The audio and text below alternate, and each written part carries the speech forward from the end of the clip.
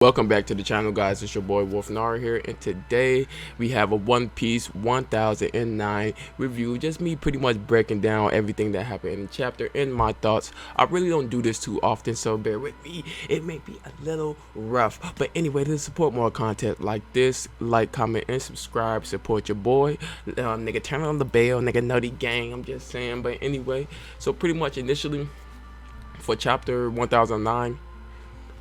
The cover page, I kind of want to talk about the cover page a little bit. For me personally, you see the 5 straw hat graves, and so Tama is putting the Luffy straw hat on the 5th grave, and so that kind of signifies to me that maybe Tama is going to be the one that's responsible for Luffy using gear 5th, even if it's not her dying or anything like that, but just her being the central point, because she is Luffy's connection to Ace in this arc. So everything that he is doing in regards to Kaido, specifically for the people, not for his goals, but specifically for the people, relates back to Tama. And so if something happens to Tama, or she gets hurt even a little bit by Kaido or Big Mom, and Luffy activates gear 5th just off being angry, then nigga, we get to see gear 5th, nigga. I'm just saying. And so in the last couple panels of chapter 8, Luffy described Hell as his territory, in which ironically the chapter starts off with the raiders. The reason I say they're raiders is just due to the fact one of them is frowning. They're not all showing happy emotions by force, and they're getting burned. And so in Hell itself, demons, they can handle fire. However, the raiders themselves represent the doomed souls in Hell, which because they are getting damaged and hurt by the flames itself. At least that's all the symbology I have for right now, at the very least. And so we have Orochi. Then he meets up with the rest of the scabbards, Kinemon, Kyoshiro, Danjiro, what is his name, Kawamatsu, and Nekomamushi, in which he says that he's not going to continue to be haunted by these dreams and then transformed to the Hydra. And so before we get into that, we have Fukuro Kuju, which is the head of the Onirobashu, or the ninjas inside of Wano, and he says that they did not know that you had already died once today. And so I know that the Hydra typically have 8 heads, and so does that mean that you have to cut off all 8 heads for Orochi to be dead in of itself, or is that just more that he has a certain amount of times, or he has probably 3 strikes you're right type of thing? But me personally, I was hoping that Kaido killed Orochi. I'm just saying, I was hoping that Kaido killed Orochi just due to the fact that it signified the beginning of the raid. It showed that Kaido was competent, and right now, even though this is the power of Orochi fruit manifesting, if he was just a regular guy, Kaido would have killed him for sure. So I can't really get too mad on that part. However, it kind of disappointed me to see that Orochi was alive, even though the entire community speculated that he wasn't. I just didn't want him to be. So now, after they one-shot Orochi, because he then transformed into the 8-headed Hydra, each scabbard one-shotted this nigga, in which then Fukuro Kuju and Raizo had stayed back. They started their nin battle, I'm just saying. And so once they started that initial battle, it pretty much leaves that portion, in which it goes right back to the rooftop battle, nigga. We've been waiting for this rooftop battle, I'm just saying.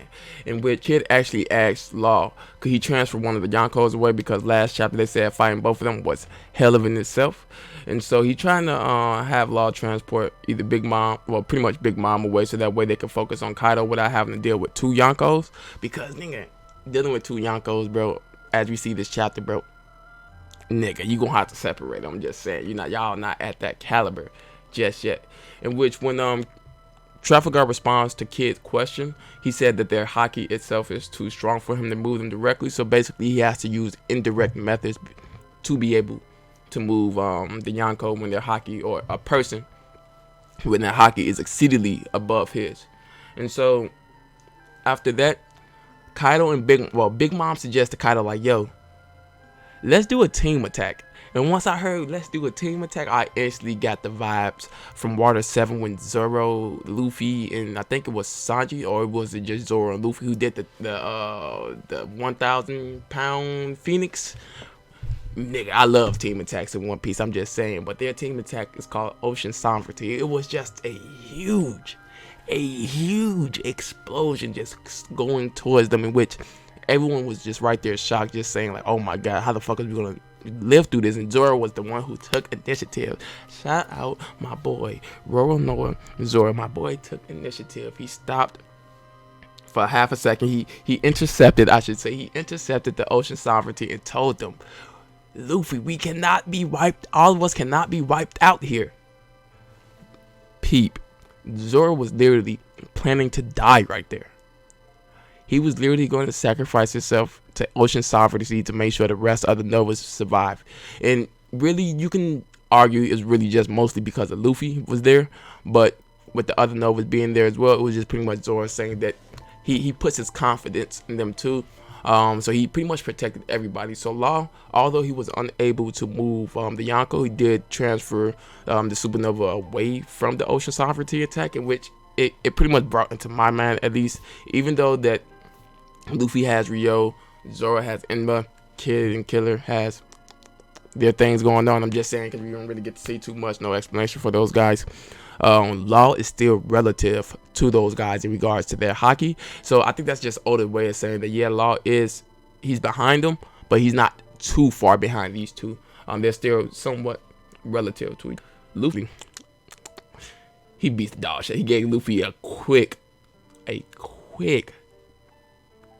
attempt to 3-piece, but it was really a 2-piece because the blast breath missed. I'm just saying. So he gave him a quick 2-piece, in which once he smacks Luffy away, Luffy lands on the rock. He does blast breath on the rock. Luffy falls on the ground, in which Kaido jumps in the air, spins his club around, and screams 3 World Ragnarok, and drops it on Luffy's face directly. So I kind of want to talk about that a little bit more. So when he dropped it on Luffy's face, if this was the beginning of Wano, Luffy would have been down for the count. I'm just saying, Luffy just tanked the Thunder Bagua. He also just tanked the 3 World Ragnarok. I don't think that Luffy is actually knocked out from that. I really just believe that for the rest of the chapter, because so much stuff was going on during the chapter that he panned away from Luffy. I still think Luffy, he's probably critically hurt, as if that slash that Zoro did towards Kaido when Big Mom told him to dodge, he probably as critically as hurt as Kaido would have been if he would have got hit with that sword slash. At least that's what I'm assuming, just based off the panel, because nigga, that nigga legs propped back up. Nigga, he got hit in the face, and then his lower body move. When you get hit in the face and your lower body move, I'm just saying, it got real for you. And so then we have another thing that happens, in which Law and Kid works together. Kid makes this metal box, or this box made of magnetism. Law transfers or teleports Zeus into that box, and because of the metal is pretty much conductive, Zeus is unable to zap himself out. He's unable to escape the box whatsoever, in which now they can actually deal with the other homies that Big Mom has at her disposal, Prometheus and Napoleon. Zoro cuts Prometheus in half, and then he cuts Prometheus in 4s, and then he cuts him in half, and then he cuts him into 6 pieces, in which after that, Killer attempts to cut Napoleon completely by using his rotator sonic blades, in which once that happens, Napoleon pretty much runs away, telling him, like, I'm just a regular degular sword. I'm just saying, I'm just a homie with a soul. Leave me alone. After that,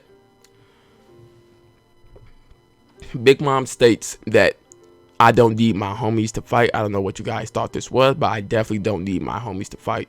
In which she grounds and pounds Killer like a UFC fighter, dog. She literally punches. She jump full body weight into the air, fist first on his face, body weight after the fist to Kid, in which he actually looks like he's knocked out, or at least really damaged from that initial one punch.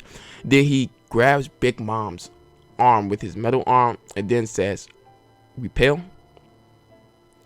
And so that gets me thinking, maybe when it comes to repelling people, Kid has to make direct contact with them. If he was an awakened fruit, then he could have initially start repelling people without having to touch them. But right now, it seems that may be the case, that Kid has to make physical contact with the person before he's actually able to repel them away. At least that's what I got from the chapter, because if that was the case, he could have just pushed Big Mom back within a certain distance from her without having to take that initial punch that he did take. And so then, once he repels her away, Law uses tech because, as he stated in the beginning of the chapter, he could not move the Yonkos directly. So having her suspended in the air and then using the momentum from a giant rock to knock her off of Onigashima, in which it states at the end of the chapter that Big Mom is falling into the ocean. And so that got me kind of thinking, if Big Mom falls into the ocean, we're going to have another Lennon moment, because she does have a lot of oxygen being cut off from her brain due to the ocean. Got me kind of thinking, like, either we have the Lilith situation or the Big Mom pirates is under Onigashima, maybe, and then they just catch her, in which she kind of meets up back with them at the Flower Capital when Kaido's on one leg. And then that kind of makes sense with Luffy just saying, oh yeah, I'm not here to take you out right now, Big Mom. Kaido's first, and then I'll worry about you later. And that kind of fits into what Luffy was talking about early on, but then well, at the end of Whole Cake, early on within Onigashima. And so with the chapter ended that way, you see one panel of Zoro, looks like he's moving. Maybe it's just him like coughing up blood because he has been damaged from the ocean sovereignty. He was literally damaged the rest of the chapter after being hit by that. Maybe I doubt he's jumping off to slash Big Mom, because the slash is not enough to put her down. And plus he also has to be there for Luffy, because even though he does use Gear 4th, that 10-minute time limit, the person who picks them up was his second in command, Zoro himself. But anyway, let me know what you guys think of this chapter. I can't wait. I don't really have any predictions as of right now for what's going to happen, but it's been your boy Wolf Nara. Like, comment, subscribe. I'm out.